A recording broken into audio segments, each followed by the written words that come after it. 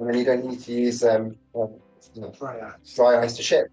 And I was like, obviously, but if it works, it's a game changer, but it's never going to work. So I was like, why don't you ask the guys to ship some stuff to Keith here in our labs here, and we'll ship it to our labs in India, and we'll see if it works. I'm in. It's game changing, but I think it's never going to work. Put the gel. Keith got it, slapped it on some cells, sent it over. I kind of forgot about it because it was literally like 2.5 or 3 weeks later. In fact, Alice was calling me saying, have you tried it yet? I said, I think I've tried. I have no clue. Right, Keith rang me and said, you never guess what happened.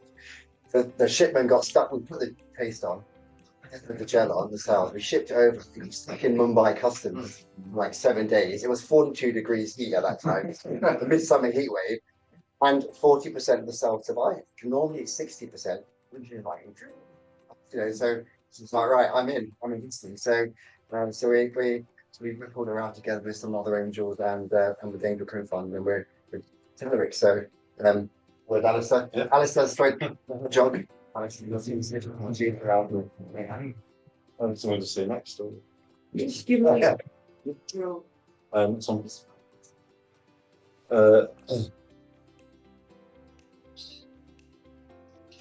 So logistics is science's dirty big secret. It kills biological samples, everyone's budgets, but also the planet. It's incredibly expensive, very inflexible, and plagued with errors. When you speak to any scientist, they'll be able to give you a horror story about shipment. I haven't had any example where that hasn't happened yet. So you see there's been no viable alternative to fresh cells. They die fast, restrict scientific advancement. Next slide, please. So the side effects of cryologistics, scientists get shipment anxiety. Biopharmaceutical companies have profit withdrawals. They'll be able to deliver their treatments at cost. And crucially for the patients, they have fear of missing out on potentially life-saving treatments. That was until we came along. So we offer cryo-free, hassle-free ambient logistics in a lovely little product kit. We amplify fresh sample shelf life from a matter of hours to weeks.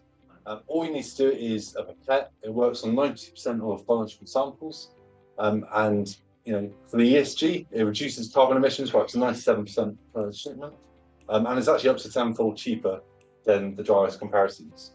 So, for scientists, we offer a very flexible, low-cost supply chain and workflow, right from sample collection all the way through to the final application. So, I'm sure you're wondering, what's with all the hedgehogs? A bit strange. So we take our inspiration as a company from a particular family of hedgehogs called the Tx. They are a African-based pygmy four-toed hedgehog, and they have the unique ability to go into hibernation when temperatures drop below 20 degrees. This is essentially what our technology enables. So next slide, please. What we do is when cells, tissues are removed from the body, essentially at a hypothermic temperature, your fluid within the cells is still moving, breaks the cell wall membranes, and it makes them subsequent to cell death and damage.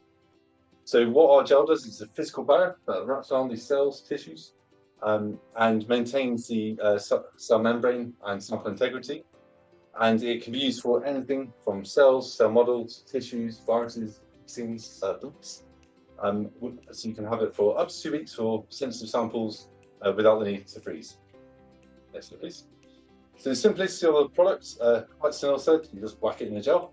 It takes less than 1 minute on hands-on time. You have gel-based beads, you whack your cells on top. You can then store it or ship it. The encapsulation process is 5 to 10 minutes. Obviously, you don't need to be there when it happens. And at the other end, your recipient just adds a dissolution buffer, which can be diluted out or spun down. So this is a quote from Keith, who tested this. We are providing the preservation wizardry in a convenient, efficient, and low-cost format. And we're not a one-trick pony, so we've developed a full range of products which cover the vast majority of applications for the life science sector. So cells, viruses, tissues, organoids, in-plate models, co-culture and imaging, leukapheresis, and we've got a couple of products that are soon to be launched as well. Those actually launched next week. So we know it works. We've tested it on pretty much every sample you can think of. We've tested on over 60 sample types. You can see the list down there. We have a load of white papers that we developed with partners on that. But also, we've got a full suite of customers who know it works as well. So we're citing over 25 publications, and externally, our product's been validated in hundreds of biosamples. We've got a very extensive data pack and a paper list. So please do check out the QR link or the link there just to have a look if you're interested in the data side of it. Next slide, please. So not only have we got orphan products, but we've made sure they're protected. So we've got a white space around our transport and storage of cells and cell-based products utilising hydrogels. Our first patent was granted in 2012, and since we have filed for subsequent patents to help increase lifetime of protection, widen the territories of interest, broaden protection across use cases, so different applications that are entering, obviously with the main aim of being able to license the patents to particular end users. So we've got confirmed white space freedom to operate, and we are really capitalising on our first mover advantage. Now, obviously, Tx products come into their own. No one can really touch a space where a sample's extremely sensitive or very complex. The combination of the two, that's really where we are untouchable. But because we operate a low-cost model, it enables companies not just to use it for these highly sensitive, highly complex, or the combination materials. It's actually utilising it for broad samples. So you can replace your whole logistics network utilising this technology instead, because it's so cost efficient to do that. So we are mimicking the adoption process for these companies to enable them to do that, supporting with their SOP development and workflows, and making sure the price points are very, very competitive. It's not just the scientific needs that are coming forward on this, it's actually the macro trends too. So globally, there's a fresh first science push. So advancing research in precision medicines, next generation diagnostics requires the best quality material. You can't get that with cryopreservation. Everyone's lobbying for giving animals a break, so utilising in vitro models where possible, so with 3D cell models, your organoids. And obviously, every large company is really hammering on the ESG metrics, how they can reduce their carbon footprint on the world, and we have a huge impact on that as well. So it's not just a scientific advancement, it's also policy, socioeconomic factors that are really driving this adoption. So what we're doing, focusing on, is identifying the early adopters and the largest one-to-many opportunities within those adopters. So in the biopharma R&D area, we're focusing on CROs, biopharma companies and key opinion leaders and academics. And then we're moving to supply chains where people are providing cell lines, organoids, and then finally, once we've proven the market, collaborating with logistic partners. I've been brought in as CEO this year to help commercialise the products. Historically, it was academically led. I'm a commercial scientist and have a proven background in scaling similar companies in the life science space. Fortunate enough to do a number of acquisitions in that journey as well, notably Nova Biosciences and Expedium.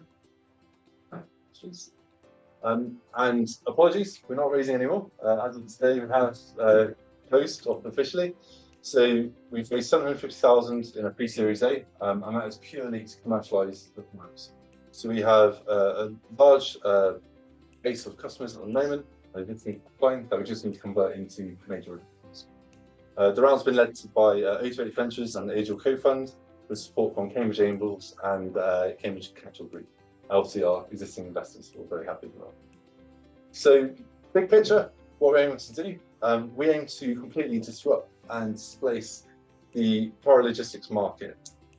We aim to be the third choice for preserving samples and shipment, for new therapeutic products as well. We want to be a household name, as it were, in everyone's lab. We know we're going to do this because our products are best performing, cheaper, they're easy to use, you have the convenience cell, and you also have the wider macroeconomics. How? We're generating a brand that demands attention. We've proven that with our this year so far. We're partnering with the largest one-to-many opportunities, and we have a relentless focus on our customer journey, from our interactions as business developers to how people utilise our website and how customer service and follow-up is done. So for Tx, the time's right.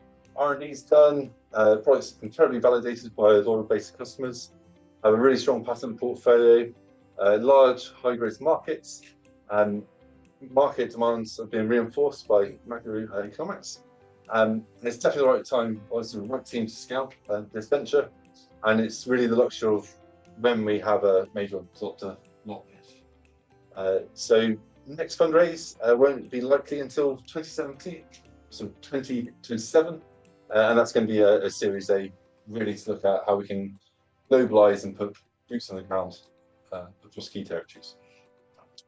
Thank you for your time. Any questions?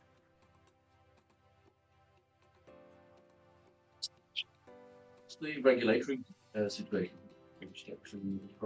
Yeah, so we're ISO 9001 regulated. We have all our materials are GMP standard. We ourselves we don't have quantities by people who require GMP. When it gets to companies who want to launch this with their therapeutic, very unlikely they'll want us to be the manufacturer for that. They'll probably utilise their CDMO, which might be more of a licensing solution. The component's got precedent with regulatory authorities. Yes, they do. Yeah. It's an alginate-based hydrogels, so. When the customer receives the material, how do they remove the hydrogen?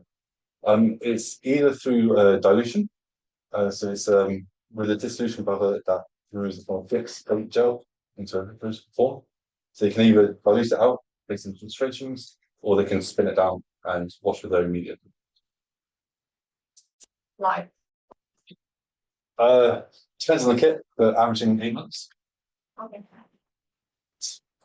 Speaking of accidental discoveries, how was it discovered? One of the co-founders was due to go for a pub at lunch. Left his experiment, got a bit carried away, and came back on a Monday and saw the cells were still alive and very curious. So, yeah, Thank you very much.